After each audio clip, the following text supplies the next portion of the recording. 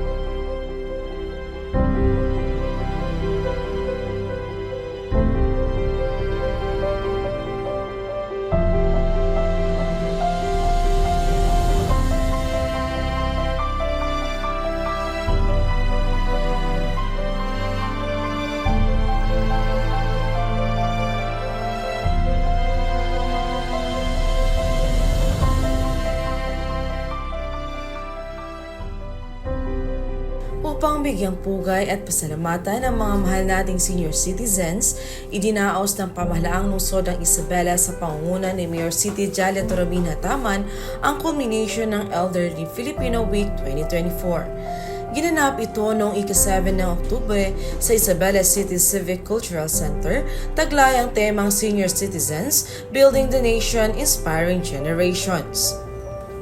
Sinimula ng araw sa pamamagitan ng Gogo Pasada, isang makabuluhang diskusyon ukol sa mabuting pamamahala. Pinangunahan ni City Information Officer Mendry Ann Lim at Emma Banding Hadjala, tinalakay ang mahalagang tungkulin ng mga lider, ang kahalagahan ng matalinong pagpili ng mga pinuno at epekto ng pambansa at lokal na budget sa ating komunidad. Ako po si Mendry Ann Lim ng City Information Office. At again, nandito po kami at ang aking mga kasamahan dahil naatasan po kaming gumawa ng isang information awareness campaign on good governance. So, gusto ko pong magtanong dito, no? May tatlong layunin lang po kami kung bakit kami nandito. Una, gusto namin, alam natin kung paano piliin ang ating leader o namumuno sa atin dito sa Isabela City. Paano tayo pipili ng leader? Yes, sir. Oh, hindi daw corrupt. So, ano yun, sir? Pwede na rin, hindi corrupt, no? But I was, meron doon nakalagay na kwalifikasyon, kaalaman, at kakayahan, no? So, isa na rin yon yung hindi corrupt kasi pag corrupt, naubos ang budget, hindi pumupunta para sa mga tao. Bigyan po natin ng t-shirt si sir. Ano pa po? Ha? Maunawain daw ang leader. O yan. So, okay rin po. Maunawain sa mga pangangailangan at mga problema or suliranin sa Isabela City. So, tagapangasiwa ng lungsod at ng LGU. Paano natin makakamit ang mabuting pamamahala or good governance, no? Kailangan kasama po ang bawat isa. Kasi remember, kayo po bilang mga mamamayan ang naglagay sa pwesto sa ating mga leader.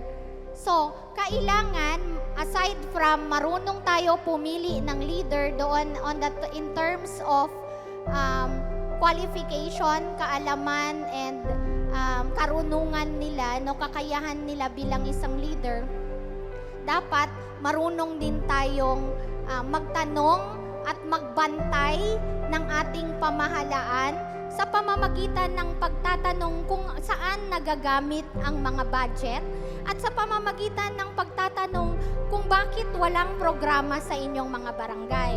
Pero kung meron namang nakikitang proyekto, then ibig sabihin good and effective leader ang isang leader na ganong klase. Now, kayo naman bilang mga mamamayan, sa tingin ninyo, ano ang role ninyo dito sa good governance? Ano ang gagawin natin kung gaya nung sinabi ni Sir kanina, may corruption? Titingin na lang ba tayo? Or meron tayong major role or tungkulin kung saan pwede nating singilin ang ating mga leaders sa dapat nilang gampanan or tungkulin bilang mga leaders ng Isabela City or ng Basilan Province. Tama po ba?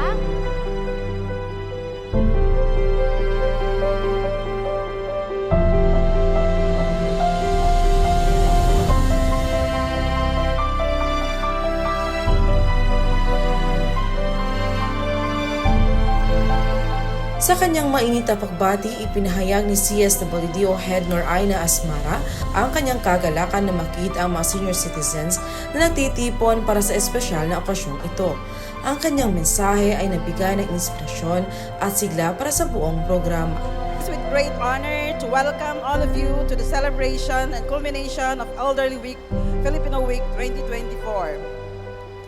This day is a special time to recognize and pay tribute to the wisdom, strength, and enduring contributions of our senior citizens who remain integral pillars of our society.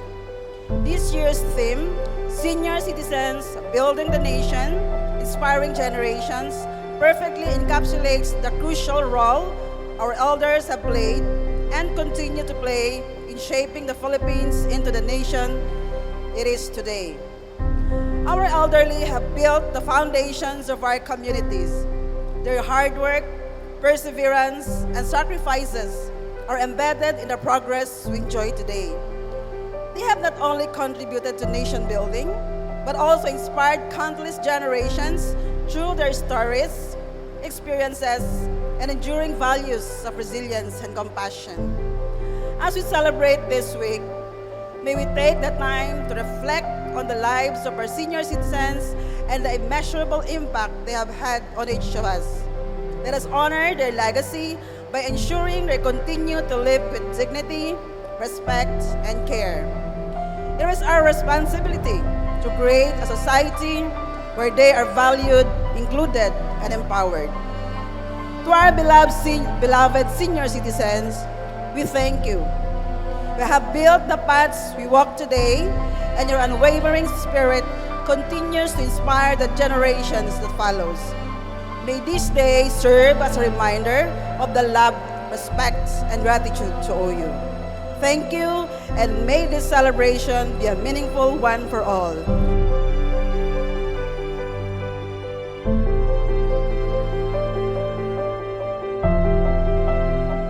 Nabahagi naman si City Councilor Kando Muarip, tagapangulo ng SP Committee on Senior Citizens Affairs, na kanyang pasasalamat at pagbibigay halaga sa mga nakakatanda bilang waran at inspirasyon para sa mas nakakabatang henerasyon. My brother and sister, I will not make too long my message. The briefing by the information officer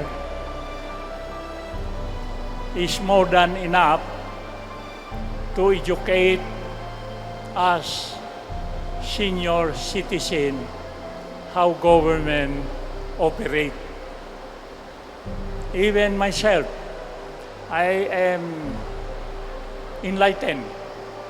Marami akong natutuhan in spite of I'm a member of the council. As far as the program is concerned, the senior citizen, we are lucky enough that the government is giving all what it can help the senior citizen. The recognition alone of the senior citizen all over the country must be appreciated. We must thank government that even we are reaching this age of 60 and above, government is still taking care of us. As now, I remember from the word of the author of the compensation, now the 85, 90, 95 to 100 is now approved. I adopt a resolution, ordinance, giving 100,000 to those who reach 100 years existence. Now, I have still time up to June to amend that resolution or ordinance. Maybe we can consider the 80, 90 years old. The DSW is here. I will compare. Maybe we can give 10,000 for the 80, 15 to the 90, or 90, 85, and so on. We will discuss that and we will amend that ordinance I adopted. So they approve. Si Mayor City Janet Binhataman ay personal na dumalo at nabigay diin sa kalagahan ng pagdiriwang na ito. Pinagtibay niya ang kanyang patuloy na suporta sa kapakanan ng mga nakakatanda at hinikayat silang manitiling aktibo at makibahagi sa aktibidad ng komunidad. Maraming salamat ho sa inyong patuloy na pakikiisa sa inyong LGU.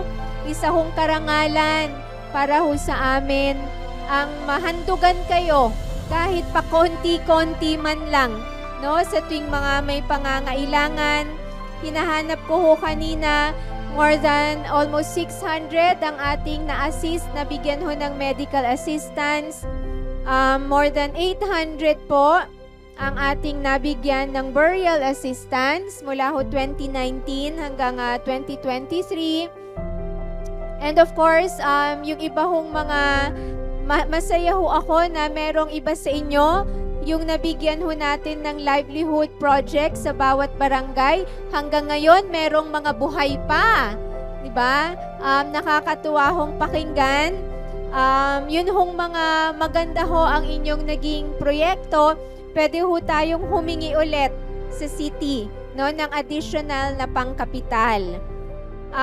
Naalala ko ho, last na nag-usap-usap tayo, sabi ko, yung mga associations na gustong magbukas ng negosyo, lalong-lalo na related sa turismo, pwede hong, wala pa ho akong natatanggap na request o proposal. Kahit request lang po, meron na ho tayong opisina, ang ating Happy Sabida. Pwede na ho kayong lumapit sa kanila kung meron kayong hindi nyo kayang isulat, gumawa ng talagang business proposal, kahit idea lang po. Yung naiisip ninyo na gusto nyong gawin, punta lang ho kayo. Andito lang ho ang kanilang opisina, ang Peso at ang Ledipo. Sila ho ang mismong gagawa ng mga papel na kailangan ninyo. So, wag ho kayong mag-atubiling pumunta. Pwede hong lapitan ng inyong association president sa inyong barangay para tulungan ho nila kayo. Okay? Sana after nito, may marinig na ho akong lumapit at nag-open ho ng kanilang mga gustong gawin na negosyo sa kanilang mga barangay. Ayan. And then, nagpapasalamat ho kami, of course, na lahat ho ng ating mga proyekto sa barangay ay sinusuportahan ninyo. Yung hong umiikot na Go Isabela, ang dami kong nakikitang senior citizens na nagpa-participate. Huwag ho kayong mag-alala, kahit na natapos na sa barangay ninyo, babalik ho ang team. Hindi ho kasi kaya ng maximum po talaga na 100 lang kada lecture, kada training. Kasi po, kailangan ng medyo focus.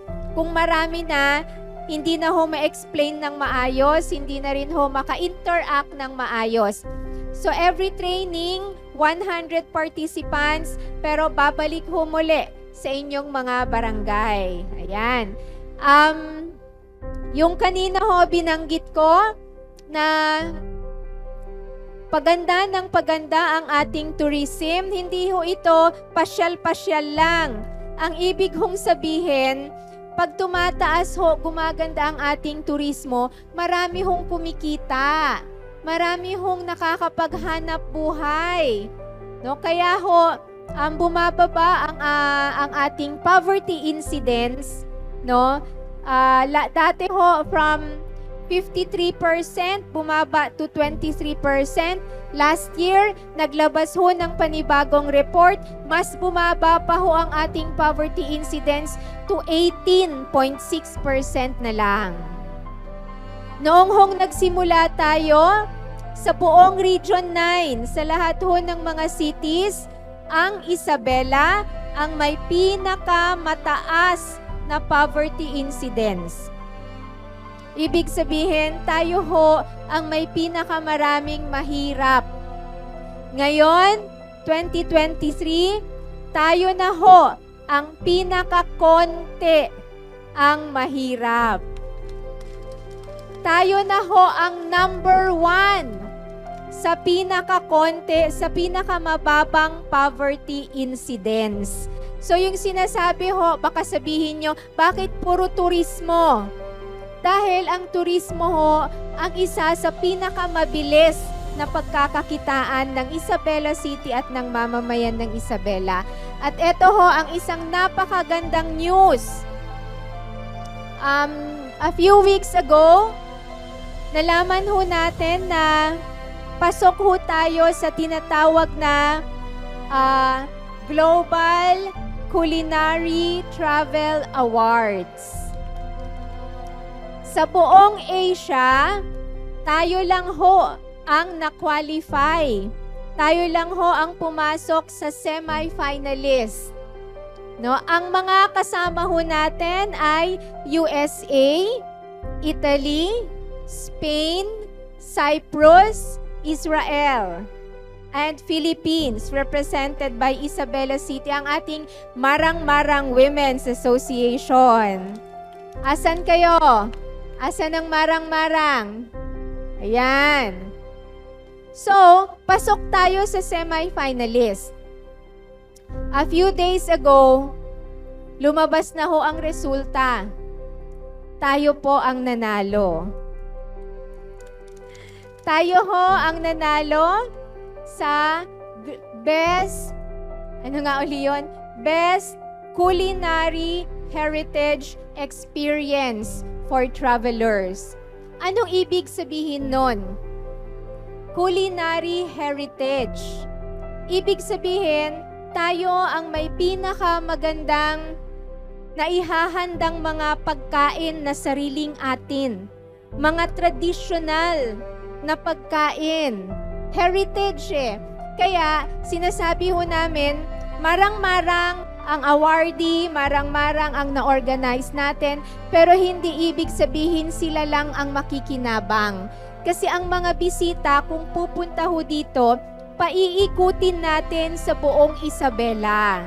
Kaya gusto natin yung ibang mga barangay, yung ibang mga communities, magkaroon din ng sariling culinary heritage experience na ma-offer natin sa ating mga bisita. Diba? So, aasahan ho namin yon. No, let's take advantage of this beautiful opportunity. At kayo ho, kasi kami, wala na kami masyadong matandaan. Na, hisuin makatumtum, hisurin mengat pa maghinang bulha. Yatanyin bulha? Hisuin mengat maghinang, ano pa ba? Amin way pa yaon kya nganganan. Panganan. Isin mengat maghinang piyasak. Ha? Isin mengat isin on pinakamasarap pialam. Diba? Sa ating mga Christian communities. Diba? Sino hong marunong pang magluto sa kawayan? Diba? Yun hong mga, ano ba tedet, ang mga pagkain, ha? Sa palayok. Diba? So, kayo ho ang makakapagturo nun, and this is really your opportunity kasi ang pinag-uusapan, heritage. Akal mga karaan pa ba? No? Kalmate antes. Amogat kal kita pwede man offer because our visitors will be coming to look at our food heritage. Yan. So, yun ho. And of course, I'd like to announce that courtesy of CSWDO and our CHO, there will be free medical check-up every third Thursday of the month na Senior Citizens Lounge na Tabuk. So every third Thursday, pwede ustedes andan na Senior Citizens Lounge. Our CHO will be there. Our CSWDO will be there to assist you and to give you free medical check-up and your medicines. Beginning when, sir? This Thursday. This month. Sorry. This month. Ikakwanto Thursday ba kita? First Thursday pa lang, no? So, na third. What date, Kel? October 24. No? So, October 24, you can please go to Tabuk, to your Senior Citizens Lounge in Tabuk to have your free medical check-up. That will be every month. Ayan. So, yun lamang ho. Maraming salamat. Masyado ho kaming masaya na nakikita naming masaya kayo. At sana ho ay marami pa kaming maibigay sa inyo. Konting pagtsatsaga lang ho. Konting paghihintay. No? At inshallah, magiging mas marami pa ho ang serbisyo ng inyong city para sa inyong mga elderly natin. So, thank you so much. Wassalamualaikum warahmatullahi ta'ala wa barakatuh. Isa sa mga tampok ng pagdiriwang ay ang Gandang Lolo at Lola 2024 pageant, kung saan ibinida ng mga kalahok ang kanilang traditional kasuotan, talento at karisma. Ang mga nanalo ay sina Siti Hayran Ibrahim at Remigio de los Reyes na sumisimbolo ng biyaya at dignidad ng mga senior citizens ng Isabela. Bilang bahagi ng selebrasyon, nag-alok ng libreng serbisyong medikal tulad ng konsultasyon, check-up at pagmamahagi ng libreng gamot at bitamina para sa nakakatanda. Isang patunay ito ng pangangalaga ng lungsod para sa kalusugan ng dignidad ng lahat. Dumalo rin sina City Councilor Aljamar Ajibon, Germany Casas, Abner Rodriguez at Yusuf Abubakar bilang suporta sa ating mga nakatatanda. Ang kanilang presensya ay nagpapatibay ng pagkakaisa at malasakit ng pamahalaang lokal. Sa pagtatapos ng selebrasyon, nangingibabaw ang damdamin ng pasasalamat at pagkakaisa. Ang pamahalaang lungsod ng Isabela ay nananatiling tapat at advokasya para sa masaya, malusog at marangal na buhay para sa ating nakakatanda. Ito ang serbisyong damang-dama.